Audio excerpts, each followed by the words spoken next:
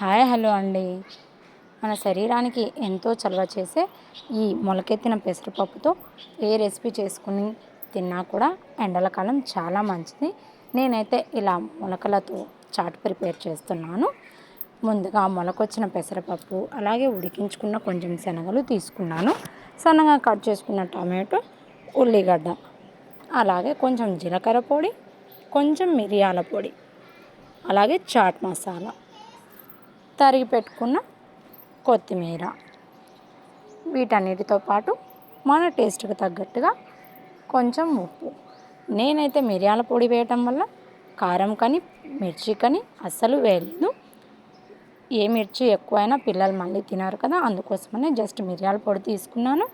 తర్వాత ఓ చిన్న నిమ్మ చెక్కను పిండేసుకుని మొత్తం ఇలా కలిపేసుకున్నాను. ఇందులో పెరుగు వేసుకొని తిన్నా మనకి చాలా మంచిది, టేస్ట్ కూడా బాగుంటుంది. అలాగే ఏ వెజిటేబుల్స్ వేసుకోవాలనుకున్నా వేసుకోవచ్చు, మన ఇష్టం. నేనైతే ఇలా సింపుల్గా చేశాను.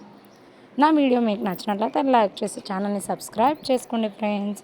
ఇలాంటి మరెన్నో రెసిపీస్ మీ ముందుకు తీసుకొస్తాను. Thank you for watching.